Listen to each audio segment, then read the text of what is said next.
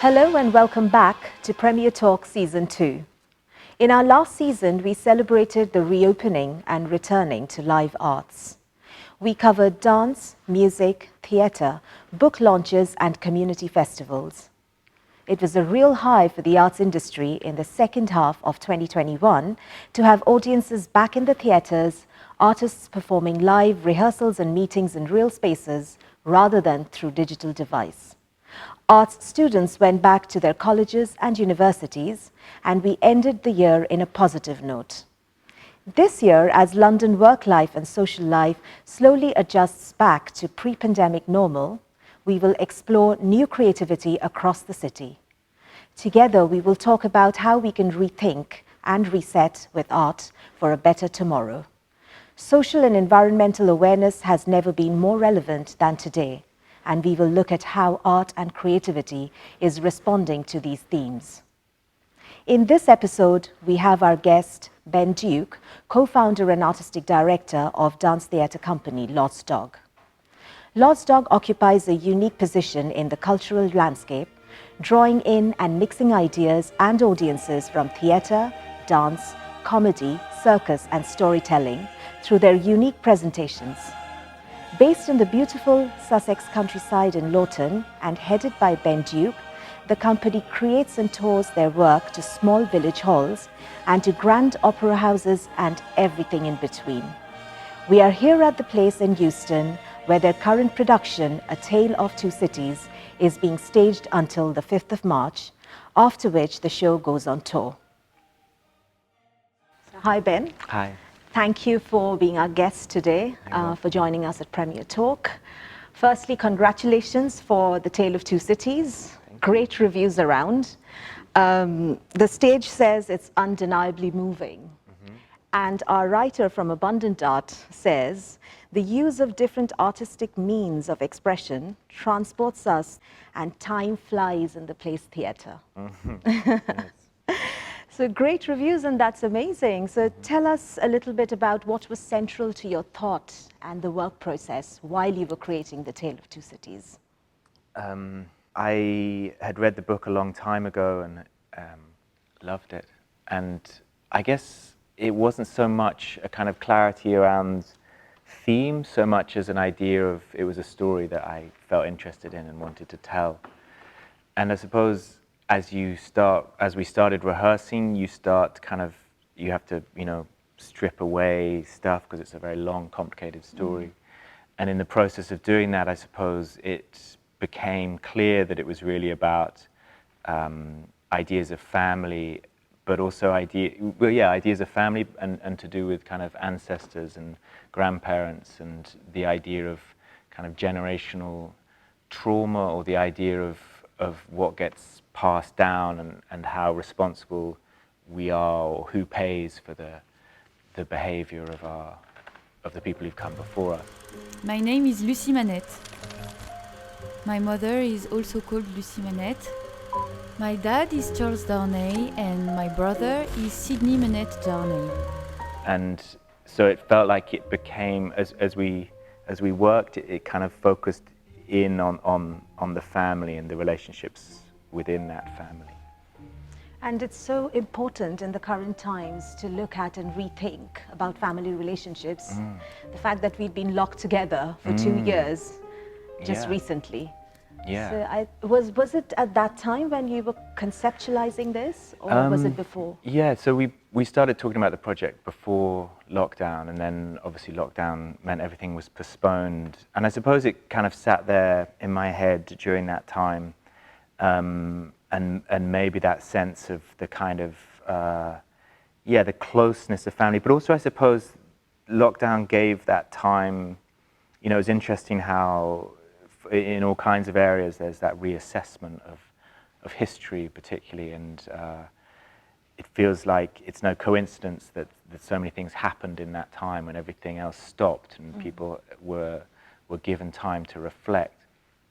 So I feel like, that those conversations around kind of families, but also on a bigger level, the conversations around our history as a nation and our heritage our and heritage, roots and exactly. culture. Yeah, that, you know, the statues and the things that kind of exist that we don't necessarily question, like who are these people and what did they do and how did we become a wealthy nation, and all of those things feel like, and I suppose Dickens in a way is part of that. Like his work is a bit of a kind of monument or a statue that we accept as part of a kind of English literature, even English identity, I suppose.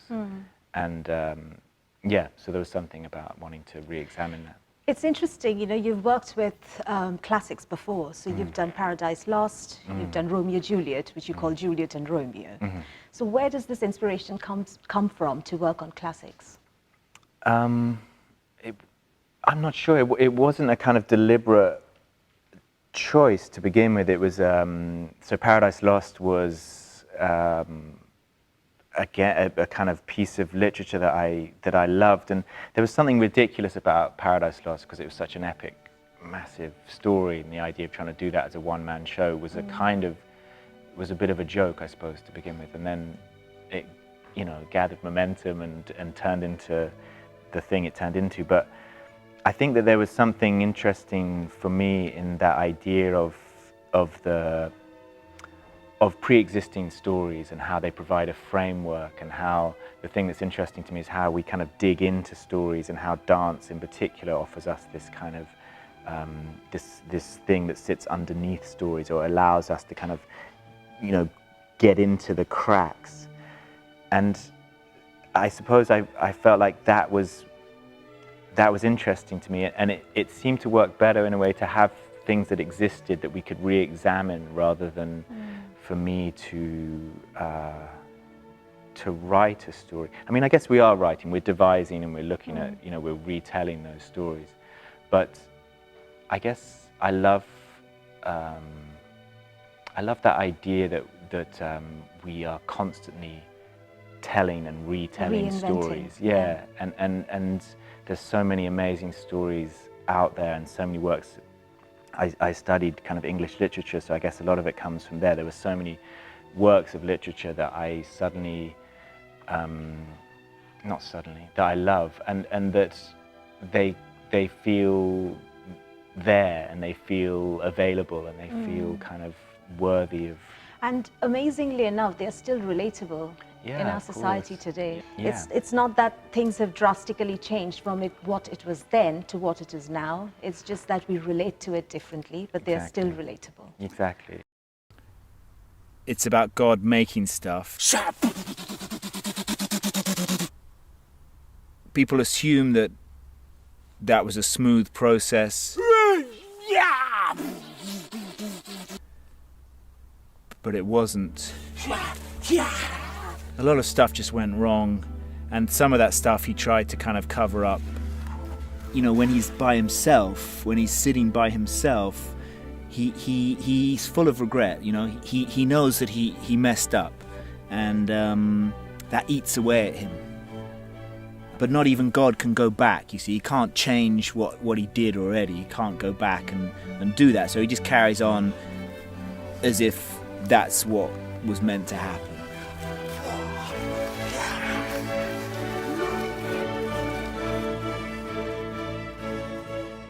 And all of those stories have been retold. Like, you know, they're all, you know, Shakespeare had the story of Romeo and Juliet from somewhere else, and, you know, Dickens had the story of A Tale of Two Cities from a play he'd been a performer in. So they're all retellings anyway. So Yes. It feels like we're allowed to keep that retelling, you know, journey.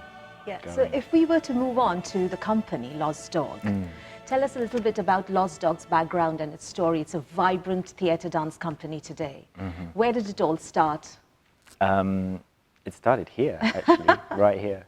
Amazing. Yeah, so I studied as a student at the place, and I was making work with a friend, Raquel Mezaguer. So the two of us were making duets as students, and yeah, we performed a piece here as part of our graduation show that then Darshan Singh Buller, who was running Phoenix at the time, saw the piece, and he called us a few weeks later saying, "Oh, I'd like to buy that piece for the company," and that was the kind of beginning of this crazy journey, really. That's a very fortunate beginning. It was an straight amazingly away. fortunate beginning. Yeah, it was a stroke of luck, and yeah, and then we carried on from there. We took work up to the Edinburgh Fringe, and we built the company. Yeah, and how from did there. the name come about, Lost Dog? The name came about, I think, like a lot of companies, that, you know, Edinburgh Fringe, you know, brochure thing, and it says name of company, and you're like, wow, what do we call ourselves? We were talking about mixtures, I suppose, is where it came from. We were talking about mixtures of form, and we ended up talking about mongrel, the idea of a mongrel dog, a dog that has kind of so many different parts to it, and it's not a pedigree, it's not a crossbreed, it's just kind of drawing from who knows where. And yeah, for some reason, well, mongrels felt like it had this slightly negative connotation, that word maybe, so that we then, from mongrel, got to Lost Dog. And yeah, it's a name that's kind of stayed surprisingly, you know, often you can come up with a name and think that's terrible, but actually it still works. It still works as an idea. So from then to now, you know, now today you are an award-winning dancer, artistic director. How does it feel, and what would be your message to all the upcoming dancers, you know, who are looking forward to working in the industry? Wow, yeah, I mean, it's such a different time now, and of course we felt like we were living in a time of, you know, it felt like there wasn't enough funding for the arts, it felt like, you know, the arts wasn't being prioritized, and it felt difficult, and now I look back and think, wow, that was actually a kind of golden era for arts funding, and for, you know, now things feel so much harder. And I don't know really. You know, you realize that there's no pathway, there's no kind of ladder or anything, and people find their own route through it. I think in terms of advice, I'm not very good at giving advice, but I think that there's that idea of working out. It took me quite a long time, I think, to work out who I was and the kind of work I wanted to make, and I feel like lots of the early things we were doing were very kind of, they were very much about imitating other performers and other companies that I admired, and I suppose there's something about how quickly can you work out what it is you want to do and try and be honest about that. Yeah, something like that. Yeah, and I think it's also about what's right for the individual, what works for you and might not work for me. Yeah, exactly. So that's also there. Yeah, and I think there's that thing of understanding. I spent a lot of time kind of slightly rejecting the, you know, I wanted to move away from the kind of acting training I'd done, or from the English literature, and kind of move into this dance world. And it took me a while to go, actually, I'm made up of all of these parts of my history, actually, who I am, and it took a while to kind of really accept that part. That was going to be my next question. So because you come from a background of acting and dance, as Ben Duke, the performer, what comes to you first if you're performing yourself? Do you think about acting straight away, acting it out, or do you think about movement straight away? Which one? I'm not sure. I think, I guess I probably think in words first. I feel like I notice a lot of dancers, they're kind of, they begin with movement, or they begin with a kind of imagery, and I suppose for me it begins with words. So maybe that means, in a way, I think of it from a more theatrical standpoint to begin with. But I don't know. I mean, one of the reasons, one of the struggles I had with acting and kind of acting training was this idea that it still keeps us very much in our head and in our kind of rational thought. So in any process that I'm involved in now, I like the day to start with movement, and to kind of remind us of the body, and to kind of put the body somehow in the center, even if we are then spending most of that day talking or improvising with text.